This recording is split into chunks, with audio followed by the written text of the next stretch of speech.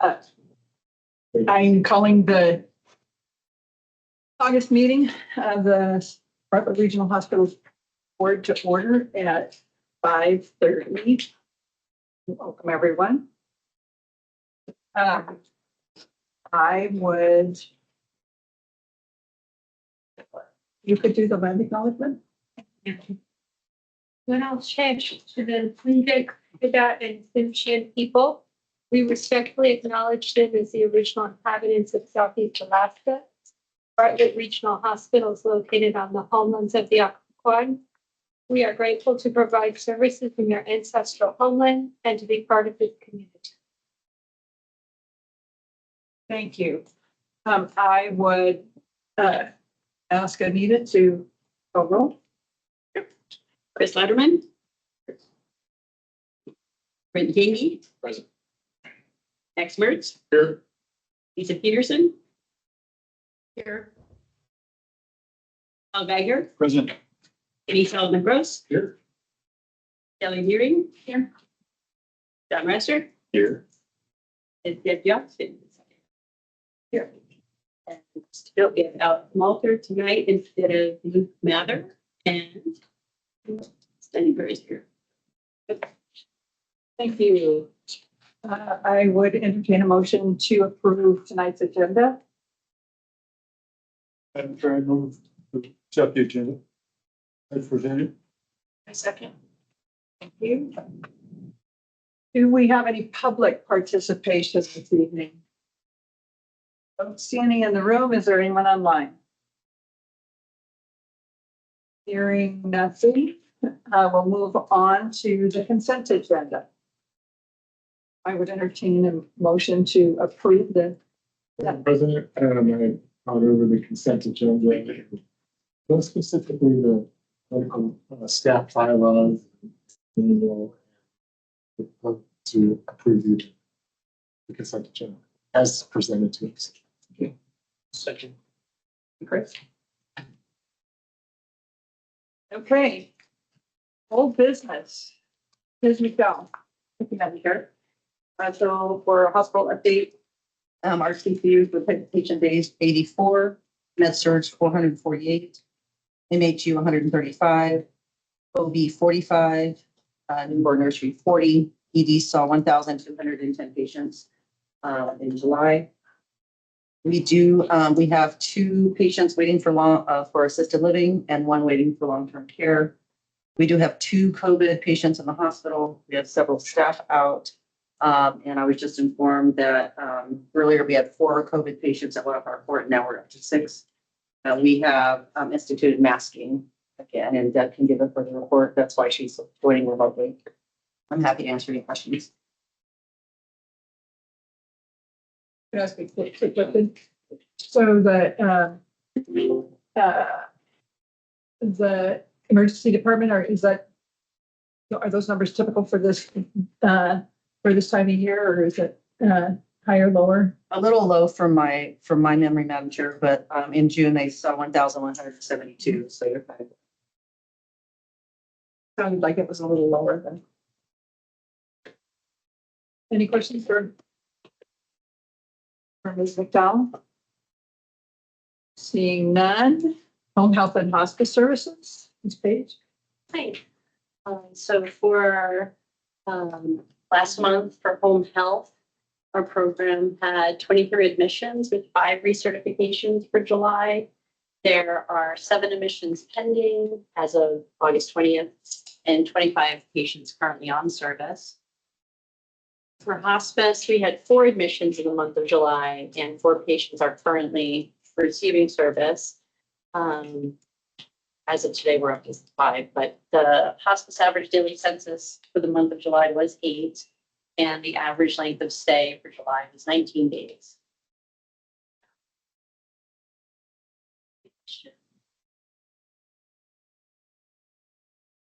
Thank you. Wildflower Court update, Ms. Kelch. Hi, good afternoon, everyone. Our average daily census in July was at 53.58, which was a slight drop since the month before, but our census today is back up to 56. And we have plenty of referrals coming in, so we're happy about that. Staffing is looking the same with the travelers and about 21%. And as Kim mentioned, we do have some COVID in-house, so we are masking in the clinical care areas. Are there any questions? I see none. Thank you, Ms. Kelch. And Ms. McCormick. Good evening. I'd like to just give my quick report here. The applicants for the Grace and Phil Edelman Scholarship have been awarded. Total distribution for the school year is $31,000. We had a great turnout for our Foundation Wellness events for all of the Bartlett House employees, Bartlett Hospital employees, both August 1st and August 3rd. We had a paint and sip event, painting fireweed and just spending some time together, having mocktails and snacks, sitting with friends and coworkers. And then we hosted the Cookies and Canvas event at the Rainforest Play Place at the Mendenhall Mall. Both kids and adults joined us for that. We have begun our planning for the donor appreciation event. It will be a pig roast again. The date selected will be October 4th. And it will be hosted at the Juneau Yacht Club. More information on that will be coming soon. Our foundation investment is listed below. If anybody has any questions, I'm happy to answer them. Any questions from the foundation? I have a quick question. Do you guys need any assistance from the board on the donor appreciation? I will probably be able to share a little bit more about that in the next board meeting. If anyone would like to join us, we'd love to have you there. I just show up. Just You show can up definitely show with your up. wallet? Yes, bring your wallet. Thank you. Thank you, Madam President. Melissa, can you talk about the coffee shop and the gift shop a little bit? Sure. I wasn't in my notes, but there's some things that are changing with the coffee shop and the gift shop. The gift shop will remain open. We had a recent meeting about the viability of the gift shop, and it will be staying open. The coffee shop, we are still reviewing a few options to have additional services coming in.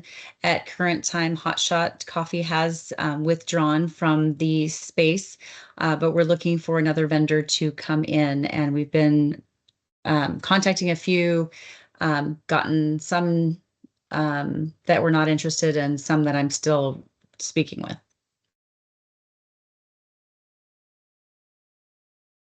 So feedback, maybe Chad or can help me with this. What kind of feedback are we having from Bartlett employees about Hotshots not being here?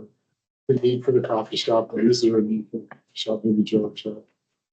I would say in general, through the chair, and say in general, we get a lot of feedback that people do miss the coffee shop. They appreciate having it.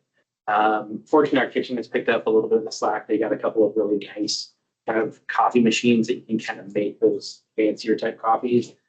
So that's maybe helping a little bit, but again, I would say overall it's missed. Give me feedback, Joe. I agree. Your comments about why did we shut down the coffee shop? I am. I'm sure. I just think it's really important that also on the Bartlett Foundation board too.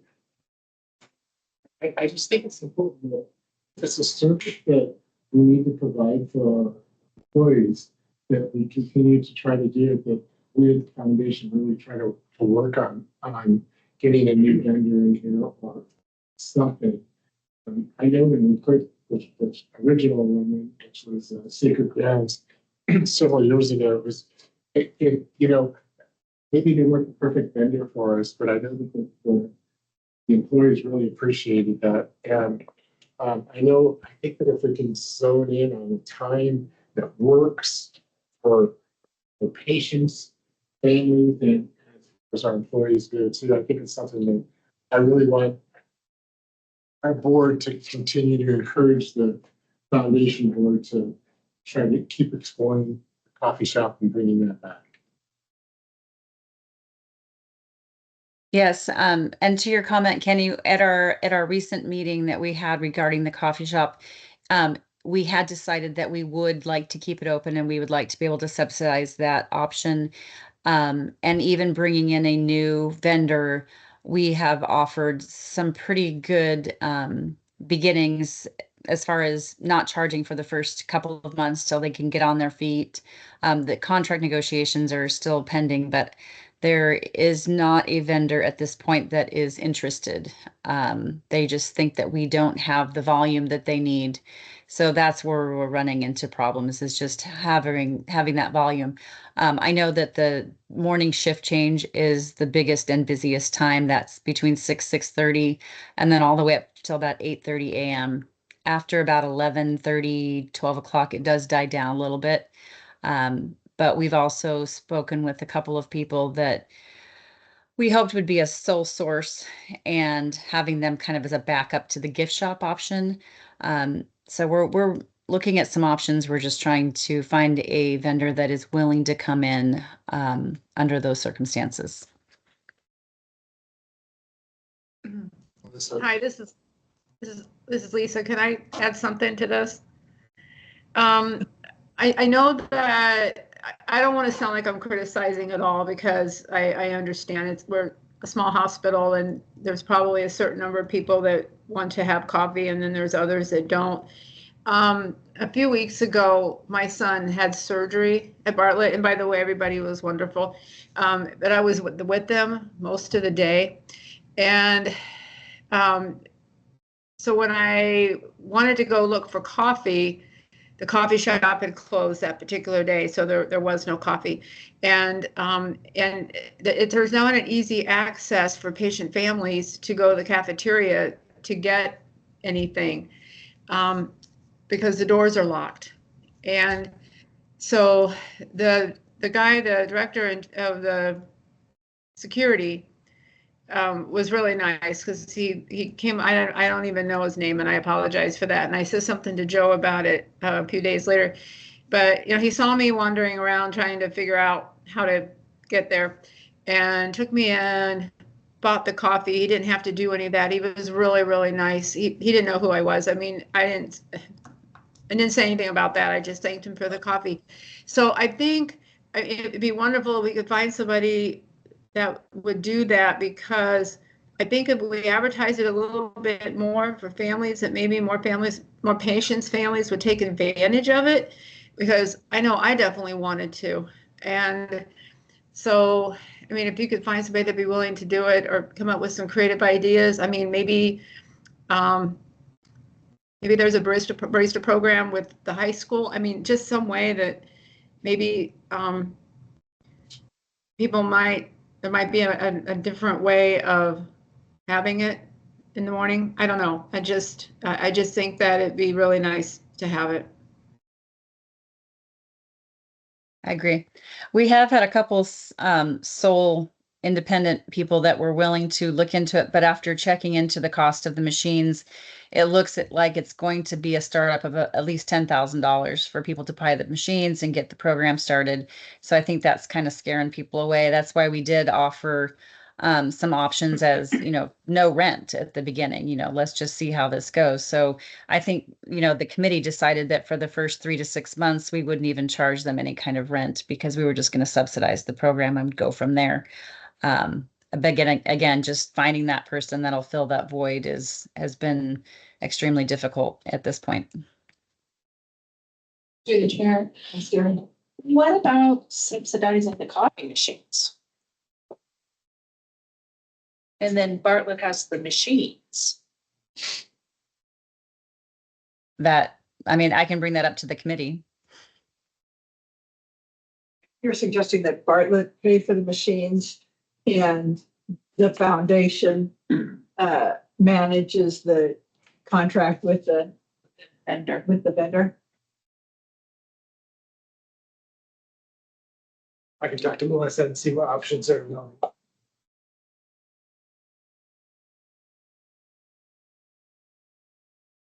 Okay. Any other questions for Ms. McCormick?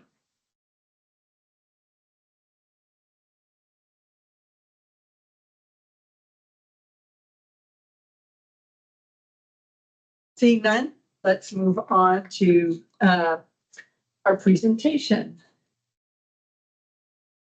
I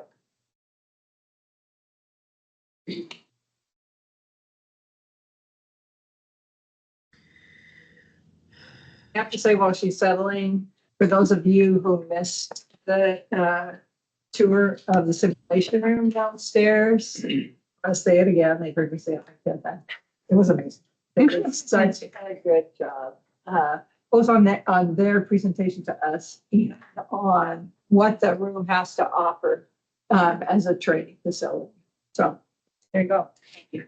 We'll talk a little bit more about our expansion. I wanted to start with I'm sorry, everybody, my name is Jen Twido. I am the Training and Workforce Program Director. I wanted to start with the CNA, status of the CNA program, because I know that there's been a lot of questions about that, and I have the most data with this program. So this is our A3. The problem statement, I think Dr. Raster said it downstairs. Nationally, the CNA shortage is, everybody's experiencing kind of critical shortages in CNA workforce. This affects our ability to provide safe patient care in a timely and effective way. It increases the burden of the workforce on the nursing staff as well. And ultimately, it leads to, meeting the patients, not being able to meet the patient's needs, and then higher patient dissatisfaction and less effective care for our patients. Just a little background. Our CNA program was accredited by the Board of Nursing in 2021. We have an 8-week hybrid course. Students need to train a minimum of 140 hours, and that's broken out into classroom, lab, and clinical training. As of right now, we have one dedicated part-time instructor taking care of the CNA program. We have 3 classes that we offer annually, and our goal is to train 32 CNAs a year. As you all know, we do have contract labor CNAs in the hospital. They cost approximately 3 times more than a dedicated permanent CNA. And not only the cost, but it can negatively affect continuity of care, kind of our quality indicators for patient care measures, and can affect the patient and resident satisfaction. Our root causes, some of the barriers that we have. So you guys all know we operate in a remote location. It's hard to recruit CNAs to come to Juneau. Rising cost of living, the housing shortage. So if we can provide training to our local community members, it eliminates some of those barriers. We have kind of, as of right now, capped out our pool of applicants. Like we hit the high school, we'll get some high school students. We work with AHEC, the area healthcare education consortium, and then CERC, which is the Southeast Region Resource Center. So we get some students through those channels, but we need to explore additional channels so that we can fill our classes in full. And we are limited by the state. One instructor can only have 8 CNAs, so we can only train our fall and our spring. We have 8 class sizes of 8, and then in our summertime we expanded to we can take up to 16. So everybody can be in the classroom at the same time, but then we have to break them out into lab and clinical groups. She can only provide oversight for 8 at a time. Our goal is to build and sustain a local training program that supports Bartlett's strategy, strengthens our grow our own, keep our own kind of efforts, and improves recruitment and retention. Countermeasures. So I think we have this dialed in pretty well right now to optimize the program and along with the program comes clinical space. They have to be able to find space on the units where we have paramedic students and nursing students and LPN students. So it's a delicate balance of getting everybody what they need to complete their program successfully. We talked a little bit about this downstairs in the classroom, but we direct our CNAs coming out of our program into our areas of highest need or vacancy to meet the needs of the organization. So we sit down right before each class graduates with the directors of the CNA opening and determine what areas have the highest need. I think we put 20 CNAs over at Wildflower Court this last year. 18 of them remain there. One of them completed their 12-month contract, and another student transferred to another area. So, they're training there, they're learning there. We have a lot that stay there. I like a few you mentioned, we have now a dedicated training, and the more important part of that is a testing space. So where we train our CNAs, they get to take their test there as well. The test is comprised of a written exam, and then they have to perform 5 skills in front of an evaluator. So them being familiar with the area, familiar with our equipment, know where things are, they have practiced in that space. It's going to make them very successful in passing that part of the exam. We are always working to increase the awareness of the programs through different channels, communication. We work very closely with UAS, who no longer has a CNA training program. Theirs closed a year and a half ago now. And then we work closely with the Juneau School District to create an awareness that these opportunities exist. We're going to collaborate a little bit more maybe with Erin to find other channels to advertise upcoming courses, to kind of try to tap into different pools of students. And then this is a great opportunity for us to promote development from our own staff. We have staff that came from the cafeteria, that have come from our EVS department. So it's a really great opportunity for our staff to grow and develop professionally. So we're going to continue to promote that for our current employees. KPIs, lofty KPI of reducing the CNA contract work by 50% by the beginning of the year. I'm hopeful that we'll be able to eliminate some of the travel contracts, maybe not 50% of them, but I'm hopeful. We have a goal of filling this next year's worth of classes 100% full. It's hit or miss. It's weird. Sometimes we don't have enough applicants to fill seats. Sometimes we have, 15 applicants for 8 seats, and then it's hard to capture that group again when the next class comes around. So, our goal is to fill them completely utilizing, different channels. We interviewed for the fall class, and we had referrals this time. Hey, my friend went through this program. They said, you guys did a really great job. I'm excited to do this. This next KPI, I struggled with a tiny little bit because it looks funny on paper, but in my brain, it looks much better. So we want more than about a 35% retention rate past that 12 months. And I say that because I know that we're going to lose about 10% of the students. Either they don't make enough money as a CNA and they can't live here. They have, family commitments that they maybe move away. Sometimes students say, I don't like this job. This isn't not what I thought it was going to be. So we do have about, a little bit more than a third of CNAs stay CNAs for long term.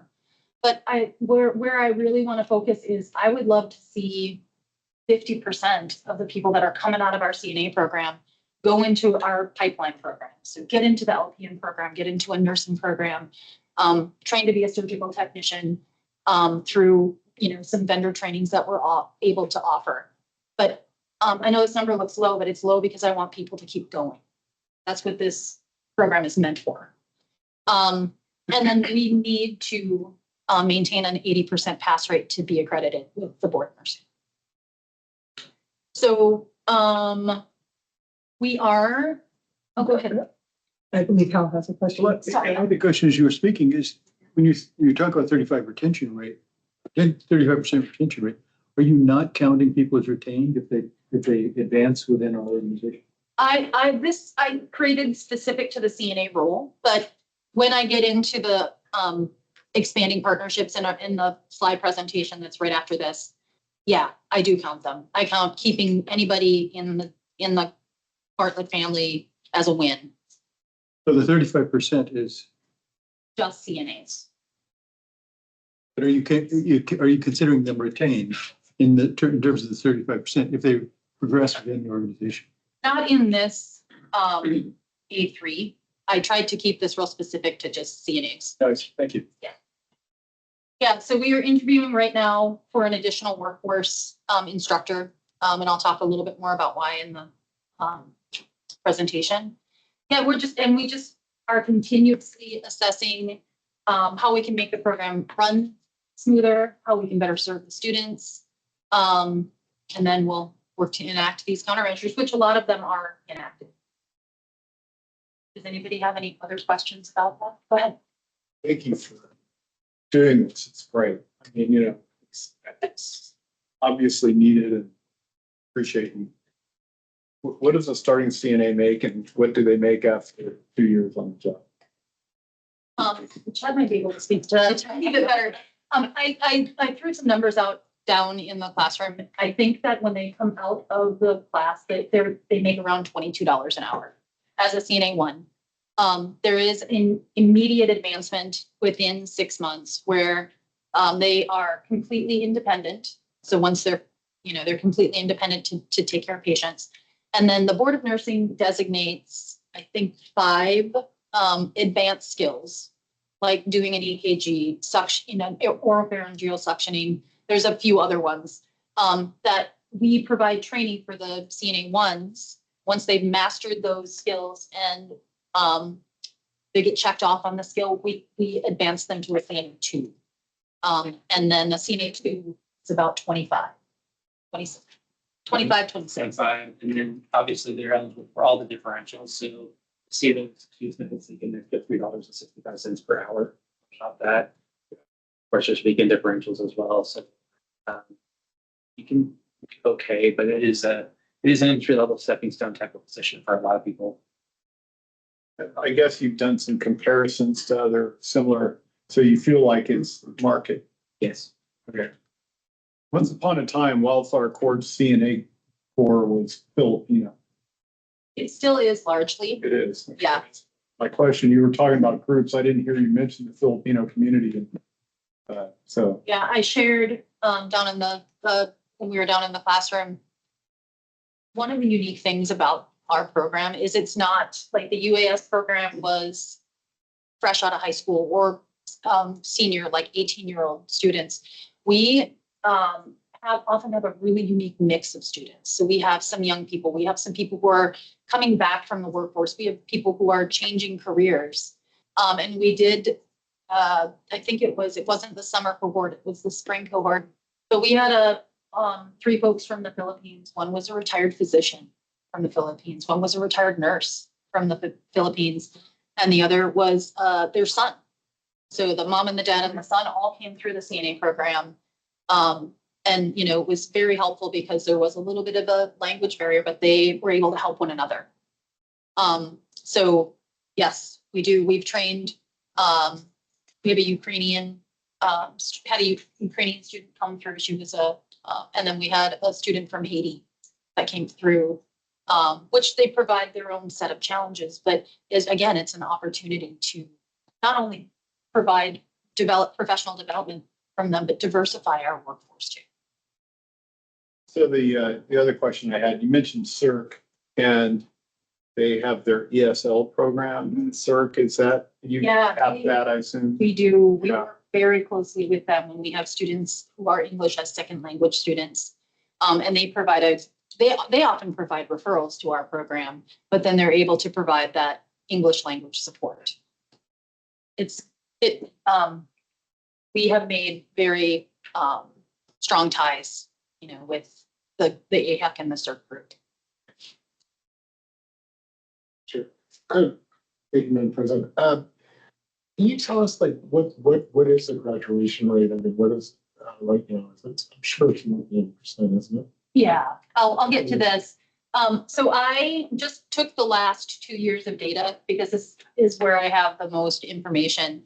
But the summer of 23 through May of 24, we trained 16 students with 100% pass rate.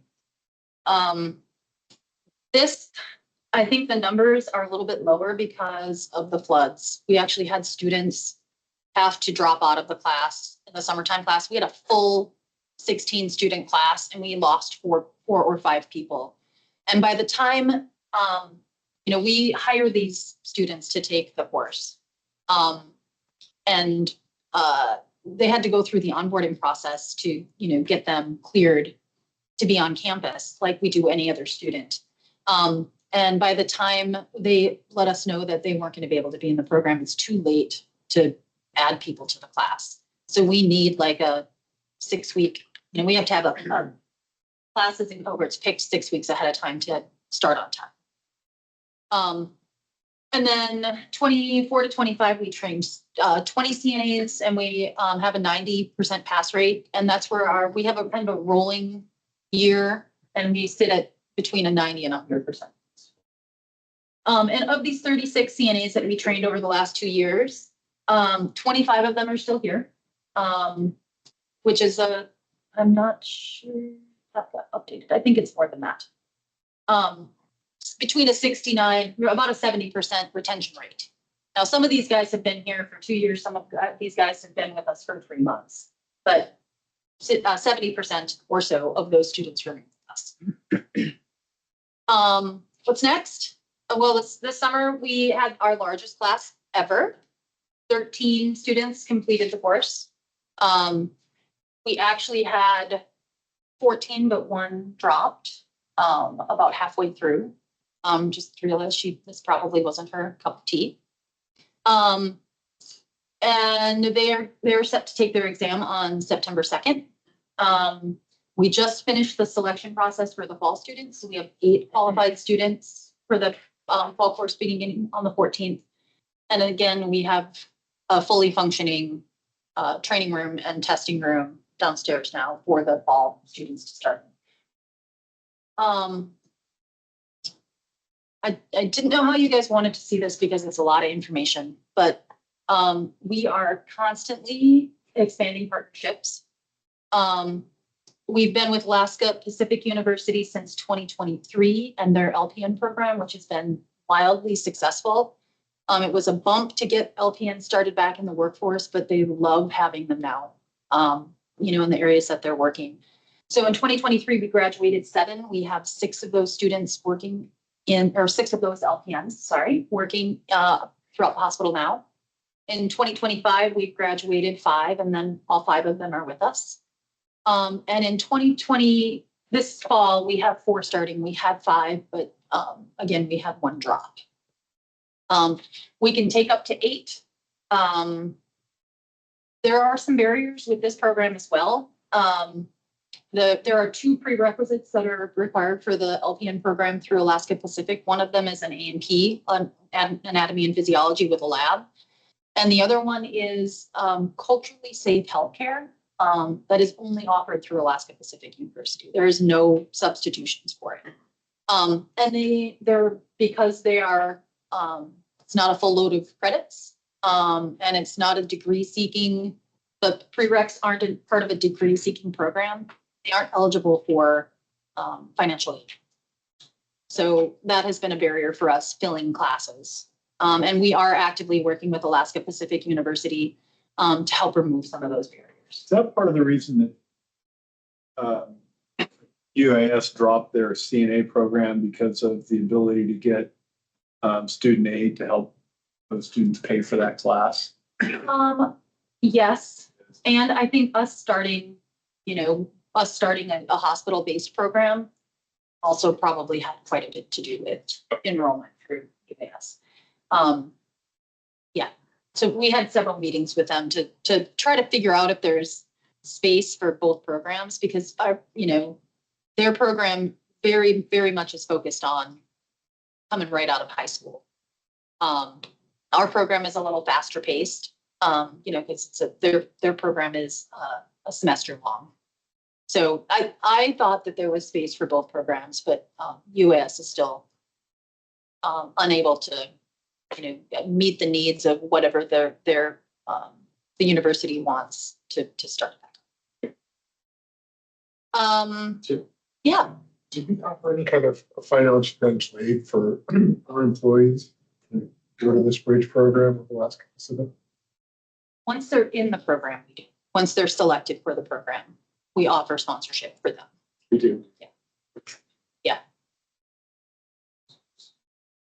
So you mentioned anatomy and physiology. So I assume that there's wet labs, cadavers and so forth for that class at this level. Is that correct? Yeah. There are online programs where they'll send you a lab kit. So the A&P isn't the problem. Truly what we've run into is this culturally safe healthcare class only being offered through Alaska Pacific University, and their entire nursing program is built off from this class. So can that be taken distance delivery, or do they have to be there? No, it can be taken distance. Both of them can be taken distance. The barrier is it's not a full course load. So, usually 3 classes are a full course load that are eligible for financial aid. So if a person truly and honestly is just looking to get into the LPN program, their 2 classes aren't going to make them eligible for they would have to add a class. Any other questions? Yeah. Chair. I also heard from the university that their prerequisites and onboarding to sign up for classes was really complicated, and they had challenges getting students just going through that to get into the class. So I think even more important that Bartlett has their own class to support themselves. Who are the best to get, so that it's easy for people to feel. You guys know that we've been partners with UAA for decades. They have an associate degree program. It's 4 semesters. Again, I just took the last few years. 2024, they only graduated 4. UAA continues to have issues with local faculty. So we're working with UAA and some of their faculty members, other programs in Southeast, to make sure that we have solid support for students. 2 of those students are with us in 2025, 7 graduated and 6 are with us. So these programs do turn out enough for us. We're not competing with a lot of other entities. We do a good job with them in the clinical opportunities that we offer. So we see a big return usually on those students. Some of the new, I'm sorry, I didn't mention Alaska Pacific University. We are starting our first cohort this fall for the LPN to Associate's Degree Nurse Bridge program. So it's just another 2 semesters that we provide the lab and the clinical for, and then they are, associate's degree nurses. APU is only offering 1 class for all of Alaska right now, and we were lucky enough to get 2 spots. So we have 2 students in that program, which I'm very excited about. A few that we've picked up in the last year, Nightingale Nursing Solution is based out of Salt Lake City, Utah. It's a 100% hybrid program.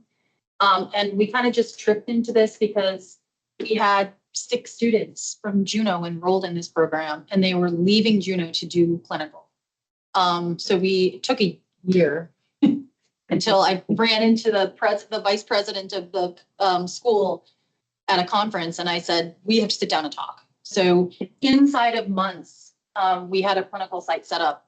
So we were able to keep our 6 current employees in Juneau to do their clinicals instead of having them have to fly elsewhere. In the spring of 25, we graduated 3 of those 6. They're all here.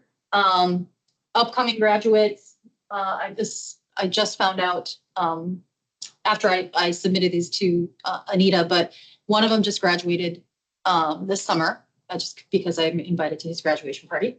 And then we have 2 more students who are slated to graduate in the spring of 2026. And they have been employees here. And I imagine I'm, hopeful, and I'm actually pretty sure they already have jobs on search, because that's where they've been working. Is this program an RN to BSN or a full This is- 4-year? This is an accelerated bachelor's program, so it can be done in about 3 years instead of 4. Every year for, I think, the past 3 years, we've hosted 2 direct entry masters of nursing students from Columbia University. They come to do their 6-week capstone project. We've retained 1 nurse from that program so far. I mentioned downstairs, we need master's trained nurses in Juneau to provide training to other masters, or to train, or to provide oversight, for master's students. They need a higher level of oversight. We have very few master's trained nurses in the hospital. So this program is important. I know it's a small number of students, but I am in contact with all of the students that have come through this program. So I think we make a great impression. We give them an experience that they can't get anywhere else. And we have a really, really close relationship with this particular program. And then also this year, we are piloting 1 student because I'm a little nervous about it. The University of Providence has a direct entry Bachelor of Nursing program. So you can come and apply to this program with a bachelor's in art history, and they're going to make you a BSN in a year. It's 50 plus credits in that year. University of Providence is going to provide them with all of the didactic. And again, this is a hybrid program. So I had a student come to me and say, I want to stay in Juneau. I don't want to leave. I don't want to take 2 or 3 years to get this. Can you help me?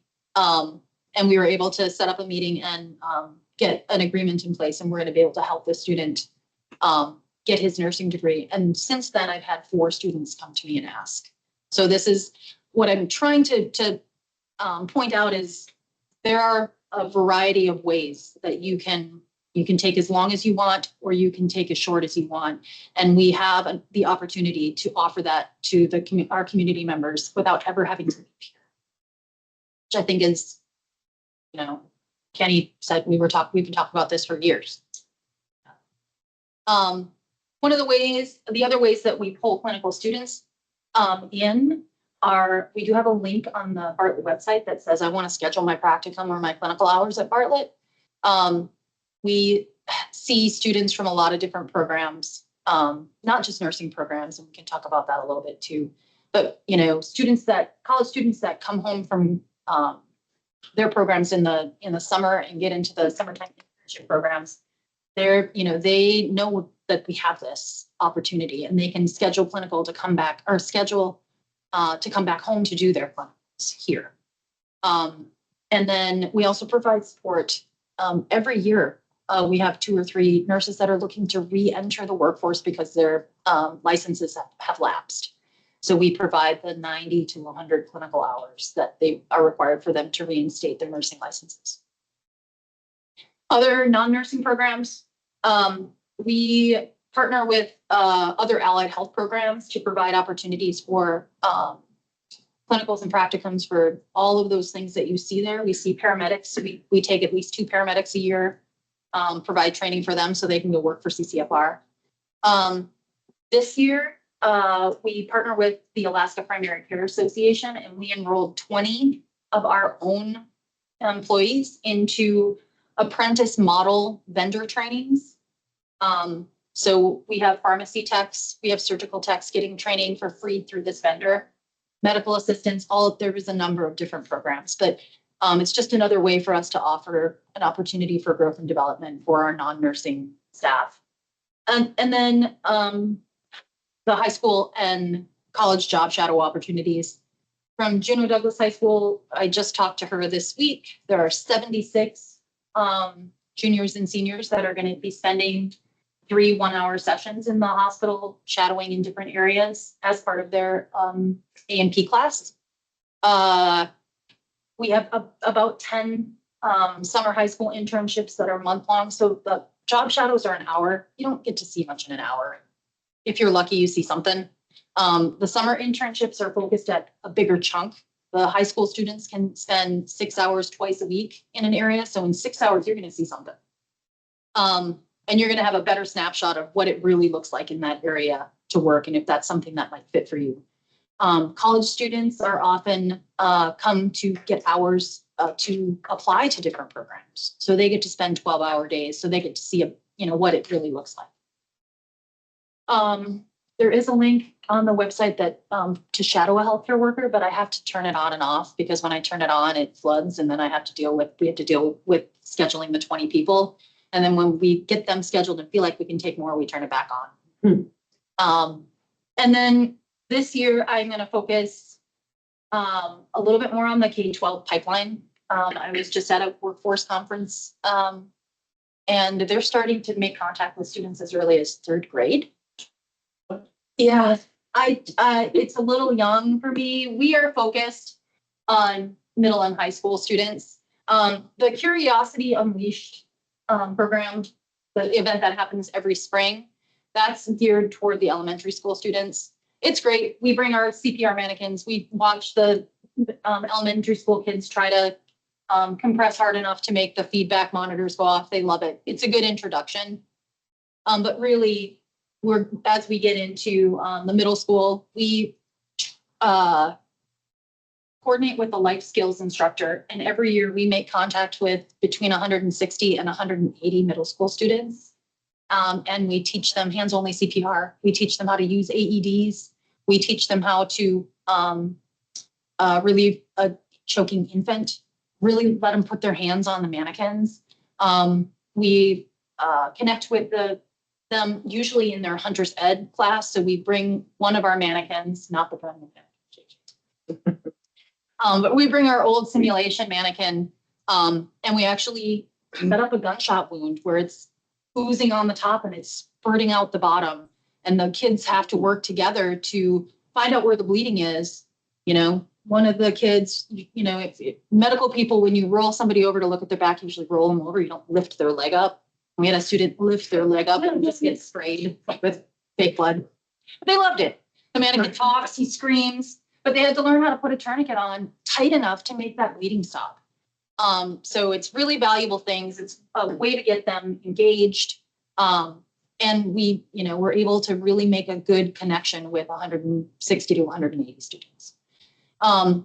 We certified about 12 kids last year through the after school program BAM. It's Body and Mind. We went once a week for 4 weeks and they actually came out with a BLS card and they were all, so they had to take a test. They had to pass the skills. They are also really proud of that. And then we are making we have a big presence actually at the Juneau School District College and Career Fairs, promoting the programs that we have local. That's all I have. Sorry. Does anybody have any questions about non-nursing programs? I just thank you so much. Thank you for sticking with this. Thank you for your passion in this program. It really shows for Bartlett.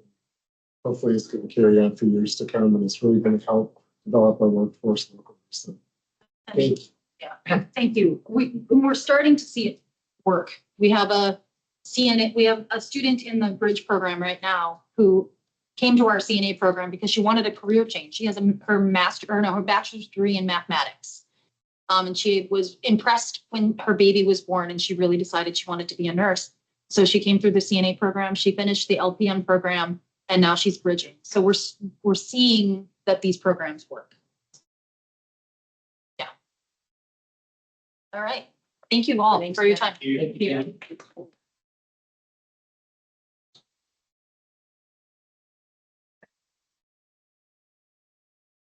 Dr. Walter, you're up next. Oh, thank you. The medical staff report is, as I recall, in the packet. The minutes are in I executive. signed off on the minutes, yeah. I signed off on the minutes previously. It was meeting as usual, business as usual. Any questions?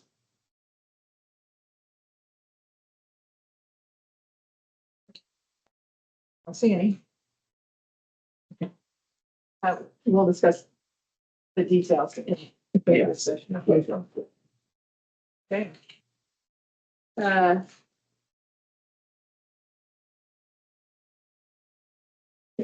Committee updates. Draft governance, governance committee.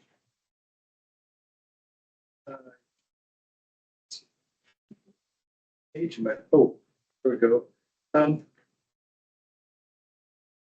couple of I'm not saying to go over the minutes, but that doesn't matter. So I've spoken about this before. The last time we did a self-evaluation was a couple of years ago, but it was very complicated. Lots of numbers, and we decided to simplify this so you have the draft of what we're recommending, what the governance committee is recommending for the full board of directors in your packet, and so that's coming out of our committee as a motion. And so, sure, maybe we can start with that. So this is, this was not listed in the committee, am I correct? As an action item in the committee meeting. So we will need to have a resolution that comes from the board. We can't pass it directly to the vote as a moved and seconded in the committee. Well, then, Madam Chair, I will offer this as a motion that the board, the board of directors adopt this as our self-evaluation tool for this year. I'll second that. Yeah. Is there any discussion? I hope, hopefully you've all had the opportunity to look at it a time or two.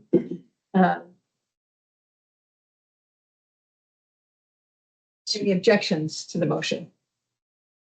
Seeing none, the motion is passed. I'm trying to refresh my memory on the board, on the minutes.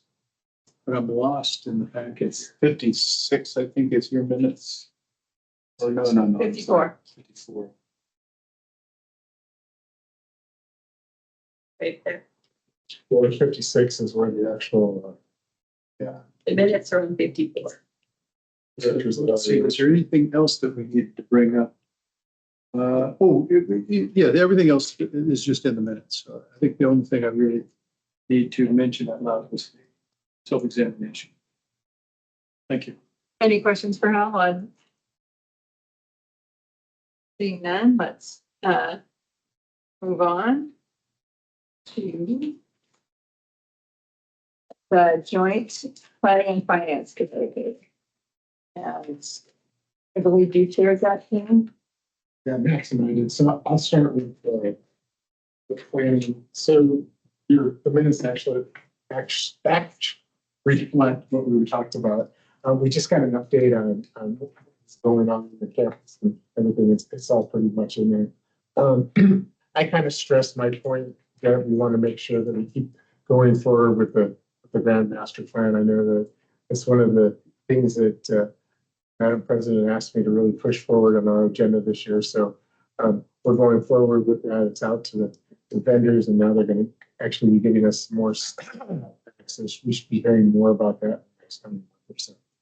We did, we're not having a planning meeting this next month. We really don't have any more to talk about until this master plan stuff comes out. So if you guys have any questions, you feel free to ask. Great. So it's okay with you, Madam Chair. I'm going to turn it over to Max for the finance update. Yeah, and of course, in the consent agenda are the financial statements, and the minutes are starting on page 58. I guess finance piece is on 59. Ms. Davis went through the financial statements for closing the year. Things are looking pretty good for this last fiscal year. We have roughly a $15 million turnaround for the hospital, $8 million loss, $7 million loss to $8 million net income 2 fiscal years. It's pretty good. An understatement, but Yeah, so Obviously, we're all enjoying the benefit of a lot of hard work by staff, really is what that is. A lot of hard, good work by staff. And so we did have an action item on page 60 in your packet is the memo from Kim. I'll turn it over to her just a minute. But there is a motion to be made there and on with respect to replacing the Buchanan nursing call system with this Hill-Rom Baxter version. So Kim, wanna Through the chair. So this is the action item related to the call, our nurse call system. So our Duquesne nursing call system is very outdated. It was put in, I believe, in the 1980s, was given kind of a facelift in 2006. But since then it has come to end of life, meaning that parts are impossible to find for the system. So we went through and looked at, we picked Hill-Rom Baxter because we have Hill-Rom beds up on the units. And so a few years ago, when we had that power surge, more than a few years ago, we replaced it with Hill-Rom beds. And so currently our Duquesne call system, it's also antiquated, but it also doesn't interact with our Hill-Rom beds up on the floor. So for example, on the bed rail, you'll see a nurse call button highlighted, but when you hit it, nothing happens because it doesn't work with our current call system. So the Hill-Rom Baxter call system, nurse call will work with those beds. And so we have I don't know if the quote is in there, it should be in there. Yeah. We went through various stages of the quote. We kind of pared it down to this 1,042,000, or sorry, 1 million. That's a deal. $42,557. We took out the nurse locator badges on there just because we felt like, did we really need that? Was there value added? Was there concern? We talked with Gail and, the patient complaints we were getting, they were very low, non-existent of like people not, staff not going in the room. So we discussed that at planning and finance and decided that we just kind of go with what we call the bare bones system for the call light because we know it has to be replaced. And for those of you wondering how this intersects with the ED construction, we're in talks with them as well. The understanding from Hill-Rom and with the ED folks is that construction folks is that they can start in the ER like in November, but it won't have to be retorn out for any construction. So we're in the process of meetings, having the city meet with the Hill-Rom Baxter folks. They can meet in conjunction when they're phasing the construction through the ER. So our options are approved as presented. Amend the quote and request for an updated quote from Hill-Rom Baxter, our requested information. And 980,000 was what was originally budgeted. Yeah. It's Max, Madam Chair. So I kind of want to jack the cord up a little bit because I think there's going to be some more costs involved. And I know every time we've done this, so the quote right now is $1,042,557.13. So I'd like to make this 1.1 million, and I believe that would give them the breathing room that they're going to need and not have to come back to us to ask for pennies here and there as the quote goes up. And again, this too was completely vetted through finance and then moved on to, vetted through planning and then moved on to finance. That's why Max is presenting this. So I'd like to change that to that. Yes, we did that in the finance committee. Yes, there's a motion, yeah. The motion does state 1.1 That's million. my point, yeah. Yeah, So we just need to- I'm sorry, it's all good. Yeah. you're good. We just don't need You it. made your point eloquently. Well, excellent. You guys are good, right? We do. Well, so once we take the vote, we will probably, possibly. Is there any discussion? If there's no objection, see no objection, this motion is passed. There's one last thing I do want to touch on, and that's the discussion we had in finance on housing and we have a need for housing. It's self-evident. there is a very good report that the Assembly Commission that's out now about the shortage of housing we have in this community. We know we're losing staff because of it. And so Joe has taken this on as an initiative. And one of the areas that we're looking at is identifying some of these properties that, that we can help alleviate at least a little bit of the current pain. But that doesn't solve the kind of the more structural issue we have, which is we have people that want to come work for us and they can't because they can't find a place to live. And so one of the ideas that we are investigating, and I'll let Joe fill in the details here, is working with the Bartlett Hospital Foundation to expand Bartlett House, which would be potentially a really elegant solution. It's on campus. There's available property. Joe, you want to take it from there? Yeah, so immediately following the finance committee and planning committee, we met with Wayne Jensen. He did a walkthrough.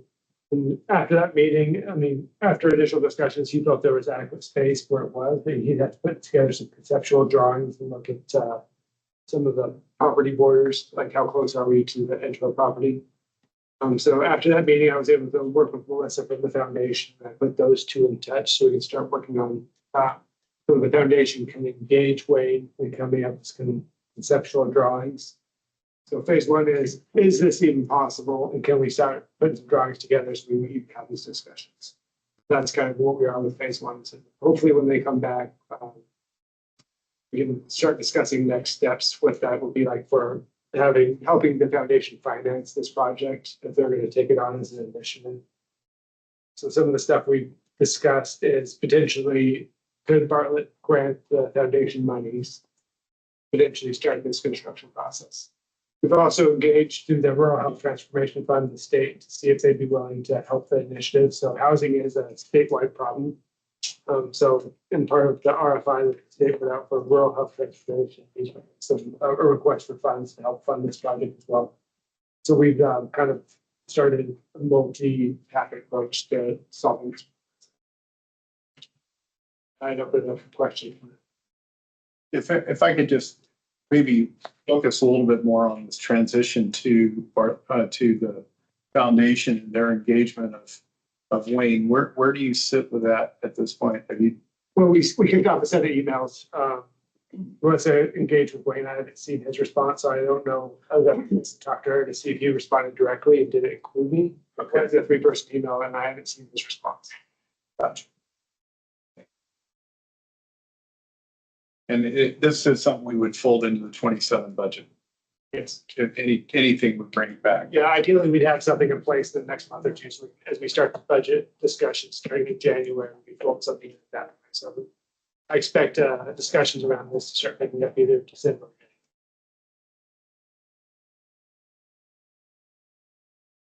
Any questions? Comments? Needed. Agreed.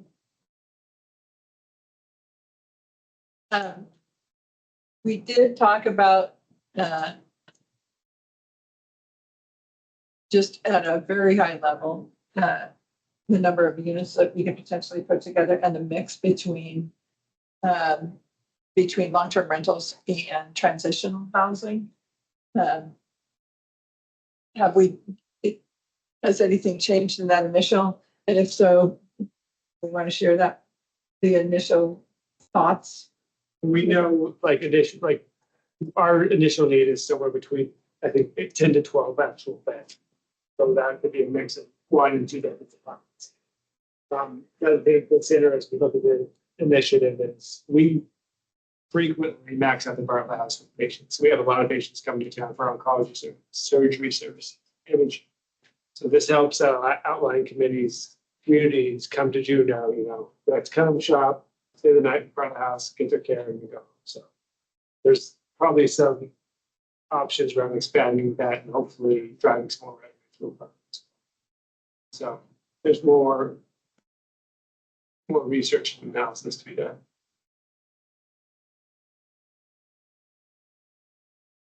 Any other? That's all I had. Any questions for Matt? Thank you, Matt. And I do want to say, you give kudos to the staff, but Max, I think we need to appreciate you sticking with through a series of CFOs. We can count. You do count.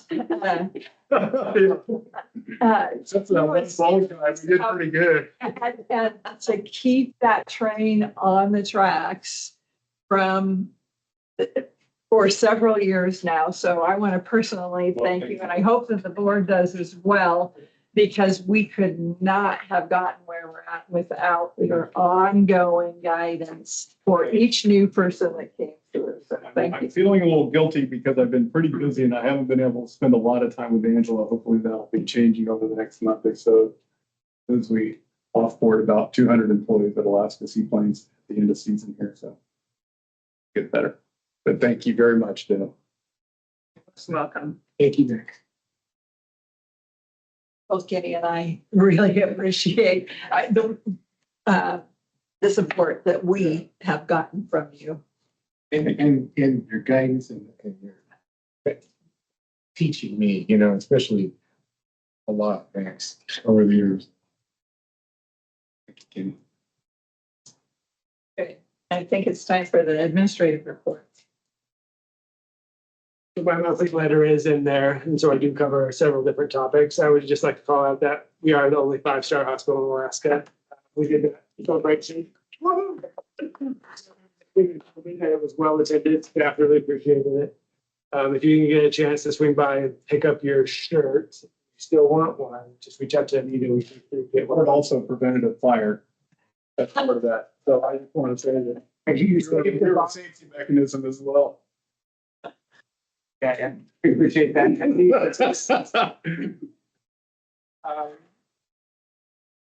The second point of discussion is the Rural Health Transformation Fund. So we have put a lot of work and effort into putting together a response to the state's RFI, trying to meet those metrics that they put out. Our response is more direct and kind of on Bartlett's needs and what we need to transform care here in Juneau, as we see in response to the 10 objectives they put forward.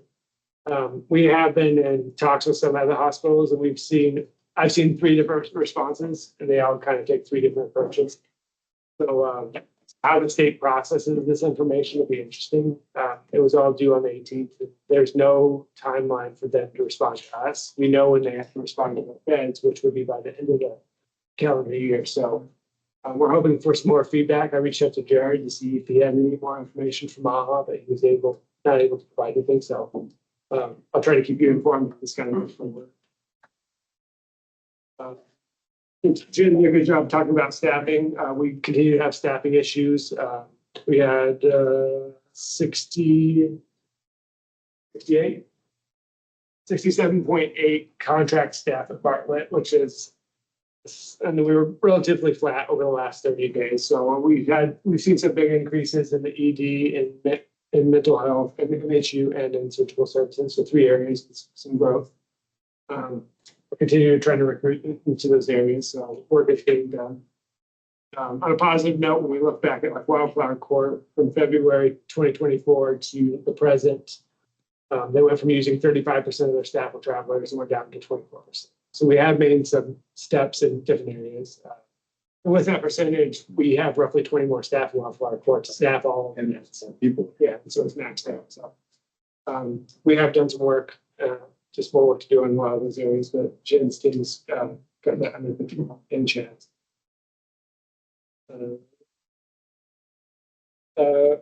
Upcoming date on September 2nd, we will go live with Bartlett Family Medicine. Alex has been super helpful on helping us move that forward. It's gone relatively smooth from my perspective. I know Chad's been out there with HR.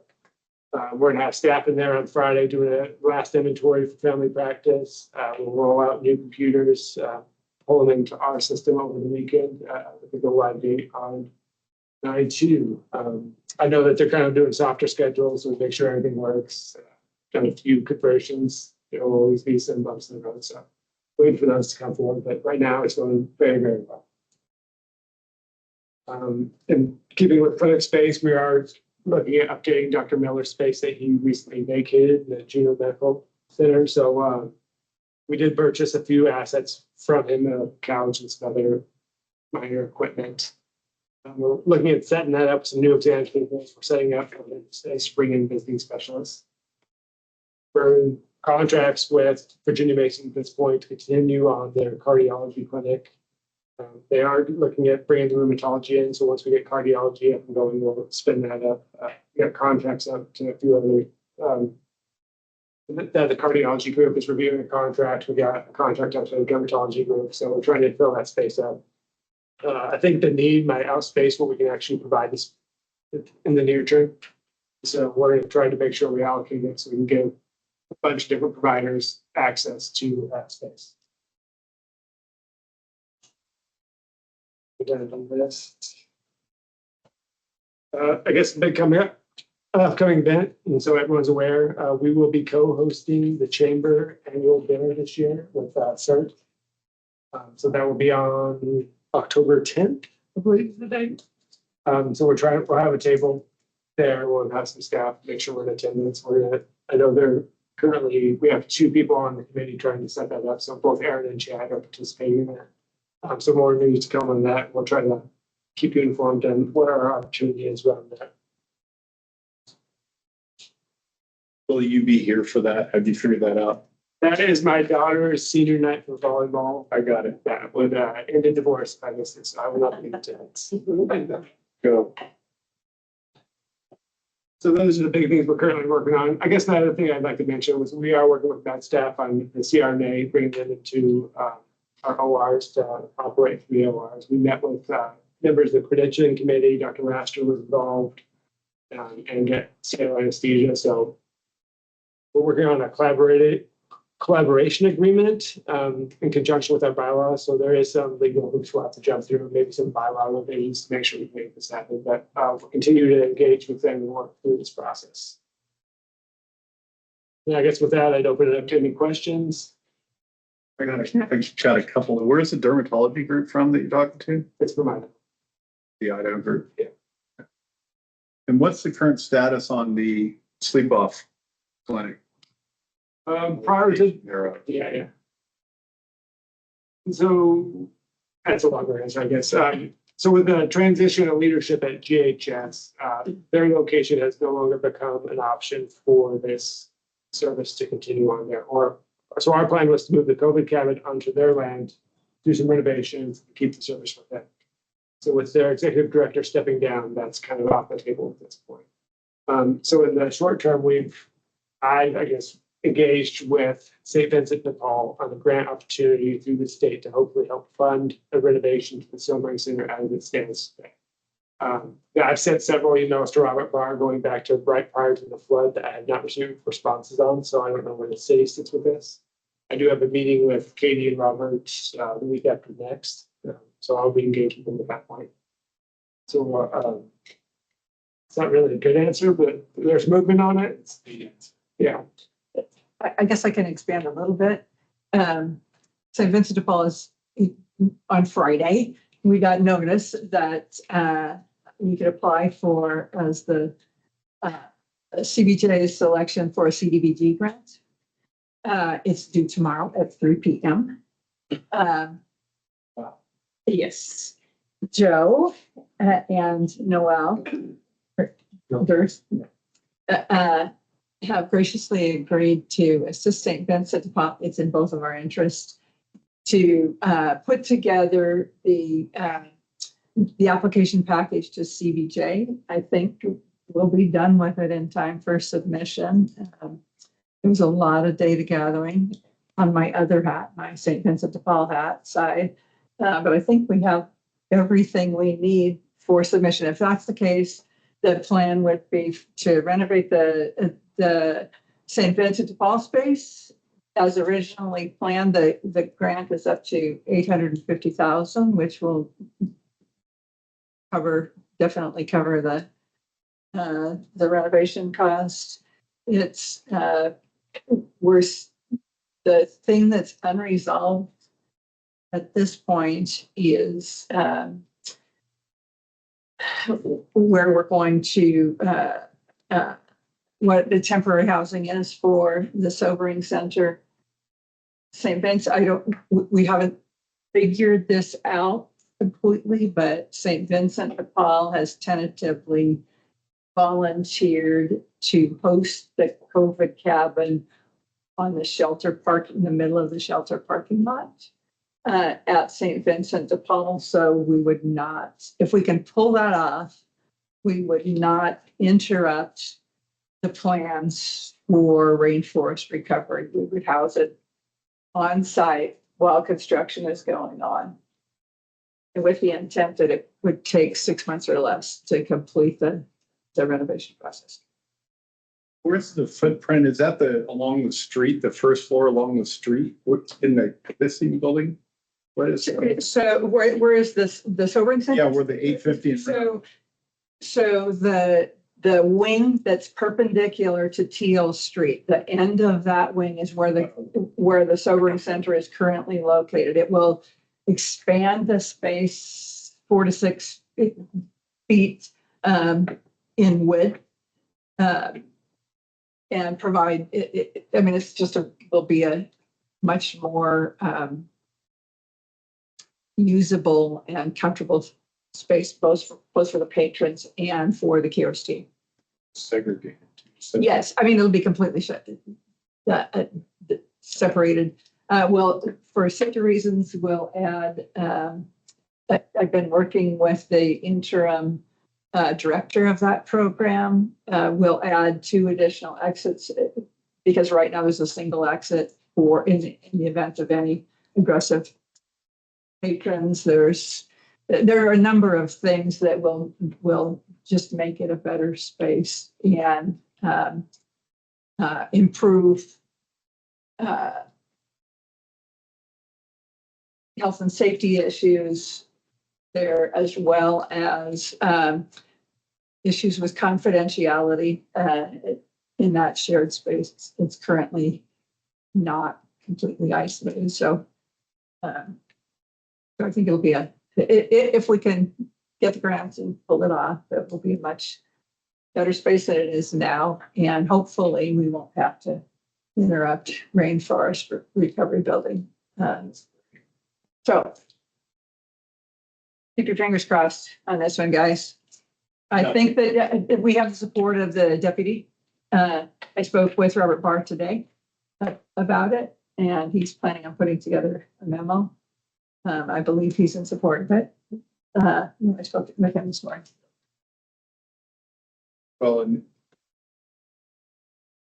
it's good that, I mean, would be a non-compatible activity next to an orthopedic clinic.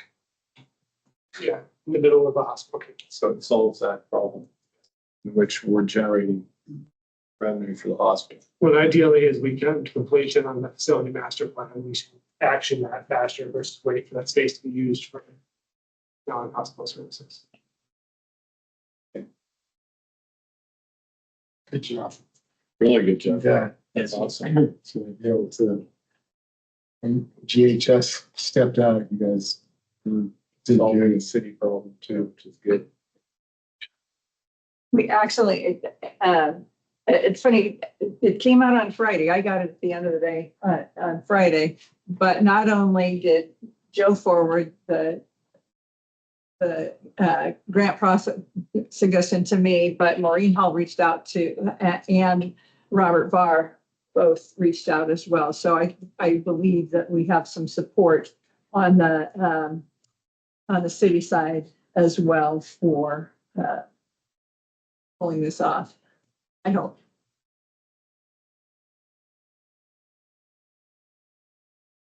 Sorry, keep going. But thank you for letting me interrupt. I was back to questions, so that was just the first question. So I guess if there's any other questions for me. If I may, right now, do we have any dermatology? Some of my patients are seeing dermatology. It must be search. I know they've got. It must be searched. Okay. I know that PA Chris Miller, who lives in town, lost his sponsoring position, so it is part of the conversation. I can tell you that Search is offering dermatology. Most people are going to VM. Yeah, that's all. And there's a small chance that Boca Chica still comes to town once a month. So he was subletting from Dr. Miller and he had some stuff in the space. We reached out to him on multiple occasions and I don't think we've ever had a response from him. And one other question, if I may. The pediatrician that's coming, there's a pediatrician I was just invited to that's looking at coming to our town. Has she been in contact with Amy Dressel's group? Or- Yeah, and so you all would have gotten an invite for open house to meet Hannah Parker. I spoke to Amy about that particular individual. Yeah. She be opening up her own practice? So that she was actually referred to me from Dr. Malter, and so we would look at maybe expanding what we offer through family medicine.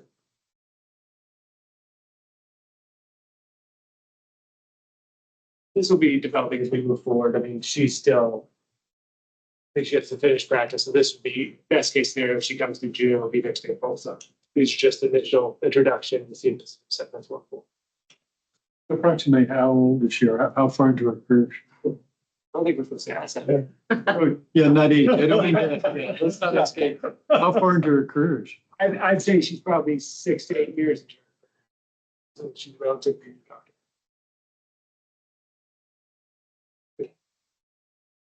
I think she's younger than me. I don't know if that helps.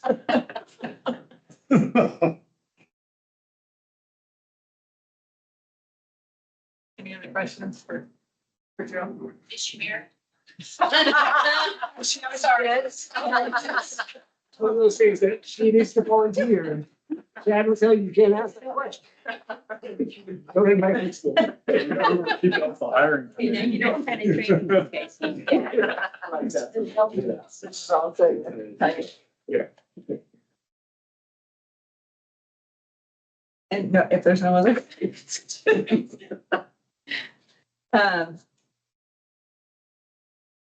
President's report, I basically just unloaded what I've been doing. There are a few of us that will be just tomorrow or tomorrow the next day, meeting with the folks that are working on the master facility plan. So we're getting further into that process as Kenny said during the planning committee portion of the report. More to come next, in the next couple of things. Any questions for me? What I'm pretty much. We worked hard, so it's about what. I did survive the pledge. Actually, it's awesome. Yeah. Just a little debris in my yard. Okay. I'm sure. Yes. I'm sorry. Neil's report. I did skip Neil. Sorry. Well, that's fine. But I rolled right in from Before him, there's something. Home health and hospice. oh my gosh. I'm really not. I'm sorry. Go ahead. It's actually for Joe. Or Joseph. Oh, my bad. Yeah. Sorry, there is a one housekeeping item here. We have a home health and hospice professional advisory committee. Back in November of 2023, the board delegated the authority to the CEO to do the selection for that committee. And so through that process, we've gone through and we've selected the 5 committee members. They are in the packet, and then there's kind of a memo addressing that. So we give the background, the 5 people that have been nominated or that we've been appointed and they have accepted. So this was just an informational update for you guys. It's a good looking committee. It is a good committee. Really good. I don't know if it can actually, it does the work, or how it would work. The combination between both heads and. All I have to do is say yes to the list. Stay out of the way, right? Chad did have a packet. I don't know if you have any comments for Jess. I think I'm done now. Okay. Hopefully we'll get in the right order. Mr. Simon. Thank you. Joan and Deb already touched on the sobering center. I know that's going to be a topic of discussion at next finance committee meeting. Week from tomorrow, I believe. So interested to see what that memo from Robert summarizing everything looks like. But thank you for the update on that. As you might imagine, a lot of city staff have been very busy with floods and, monitoring and checking on the HESCO barriers and all that stuff. So that's consumed quite a bit of the, city staff attention, assembly time in our last meeting, getting updates and reviews on that. Luckily it was, mostly a successful use of those HESCO barriers and a successful event, but a lot of work that we're going to have to do forward from that. We've got election coming up in October. The ballots, sample ballots are actually posted now. There are 3 questions on the ballot, 2 as a voter initiative and 1 that the assembly put on, all kind of related to financial aspects of the city. 1 related to mill rate, 1 related to sales tax exemptions, and then 1 related to a seasonal sales tax. So a lot of kind of work has been done in that area. We have had a lot of conversations recently and will continue to have conversations regarding Teal Street and the general area in the concerns about safety that we've heard. A couple of proposals have come through the assembly, but none have been moved along. And so it's still kind of an active conversation with staff trying to figure out what that appropriate response would be. But that is probably most, related to the work department issue that we've been working on. Also this week, as part of the effort towards the comprehensive plan for the city, there's a lot of every night this week, I believe there's a large public hearing related to the comprehensive plan. So if you're interested in more meetings, once this adjourns, I think you go to Centennial Hall and hear from the Planning Commission about the comprehensive plan, and that will continue with some public engagement and probably hear a lot more about that in the days to come. See what else we have coming up on our agenda. We had discussion about ranked choice voting at the last meeting, and we've continued to push that question out. So it'll be at our November meeting again as well. Get a lot of public comment, a lot of feedback on that proposal. So that will be coming up again for public comment in November. Otherwise, happy to answer any questions about what's going on. Yeah. Yeah, do you know anything about Beckley Bridge? Is it supposed to? I don't know for sure. Facebook probably has better information than I do, actually. When I left to come to the meeting, it said it was closed. I had to drive around. So Yeah, the last official thing that I saw was closed with no exact date. Yeah. I know what it means to say it's reporting supposed to be awesome.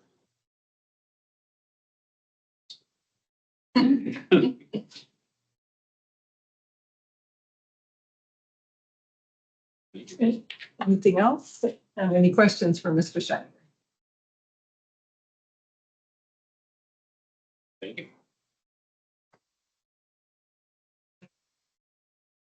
For that report. I think we are now really ready to go on to the board calendar. Anita, smack me if I missed anything. All right. Credentials Committee is standing, Labor Day is coming up on Monday. As Jenny mentioned, the planning committee is not going to be meeting.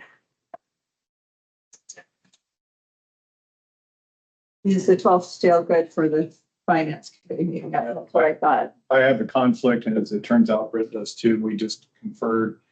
And so we'd like to move that to the 18th at noon.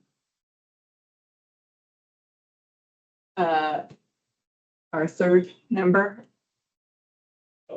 You're good with that? Okay. Okay. So 18th at noon sounds like a plan. And I'll be on Zoom. Shelley will chair the meeting. So she'll be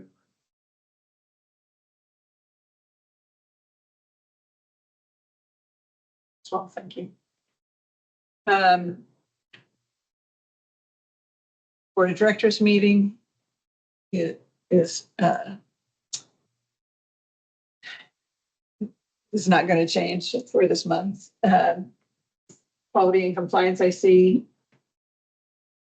those who are representing it. We're still good. Okay. Is this did we want to talk about this? Yeah. If there's no other changes, other than moving the finance committee meeting to the 18th. Let's see, I think that date is It's a Thursday, but it's Thursday. Yeah, actually. Oh, it is the 18th. I'm sorry. Yeah, Thursday. Yes. Okay. So I would entertain a motion to approve the calendar for this month. Penny has moved. Motion that we approve the September calendar with the amendment, moving the finance committee from the 12th to the 18th. Do we have a second session? Thank you. Next item on the agenda under board calendar is a discussion on the November and December Board of Directors meetings. What? I know. I know it says stuff. The November board meeting is 2 days before Thanksgiving. We are, 2 days before Thanksgiving, we're proposing to move it to the Tuesday before, on the 18th of November, if that works for folks. If there's any objections to that, do we need a motion for that? No. Okay. And then in December, the board meeting is also scheduled for 2 days before Christmas. We would like to move that back to the 16th. Madam Chair, I'll be out here on 16th. Okay. So I'll be on there. Do we have, I mean, we do have another month that we can discuss it if folks want to have the opportunity to take a look at their calendar, but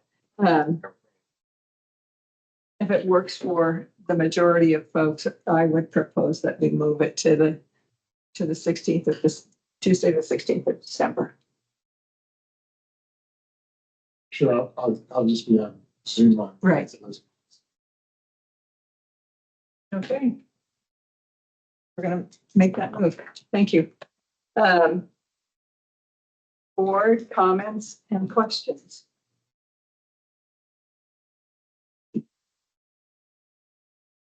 I'm Chair, if I might. There's just a note in the chat from Jennifer Twido. She wanted someone to read. Says, one last thing I would like the board to know. None of the workforce programs we have developed would be successful without our frontline staff who offer support and mentorship during clinical rotations, and BRH leadership who put their trust and support behind my department to continue to expand programs. A special thanks to my team who truly does the heavy lifting to ensure students get everything they need to be successful in our programs. Make sure that's nice. Thank you. Yeah. Any other comments? Okay. I would entertain a motion to move into executive session. Madam Chair, I move the Board of Directors of Bartlett Regional Hospital recess into executive session to discuss several matters, including those which by law, municipal charter, or ordinance are required to be confidential, or involve consideration of records that are not subject to public disclosure, specifically the credentialing report, the medical staff meeting minutes, patient safety dashboard, and legal issues. And Madam Chair, I ask that you be allowed to select which staff may remain. Also, Here. No objections. I would ask that the senior leadership and Dr. Malton.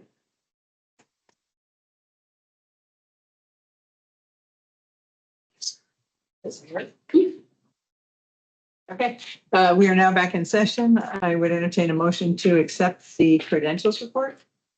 So the credentials report. I have an emergency. I have to. So I need to talk to Dr. Stern. Motion. Credentials. Kenny, would you like someone else to? Sure. Oh, it's okay. Thank you. You spoke softly enough that I couldn't hear you. Oh, I'm sorry. Thanks. Thank you, everybody. Bye-bye. Kelly, did you have something to share? I do. Kenny wanted me to share that Dr. Strickler was a great asset to the credentialing committee for, I don't know, how many years was it? Many years, I'm not sure. And he wanted to make sure that we as a board recognize all of the work that he did with the credentialing committee that supported onboarding our physicians and providers. Thank you for that. Can I add something to that too? Steve and Michelle have been very involved in this community the whole time that they've lived here. They've been very active in Rotary, various other nonprofits. You know, Michelle has started a couple of different nonprofits. She was involved in Family Promise, and they have been great community assets. I hope they stay here. Thank you very much. Does anyone else like to comment on the? Okay. Seeing and hearing no other comments, I believe we are adjourned. Thank you all. Go enjoy this time. So look at that, 7:47, yeah.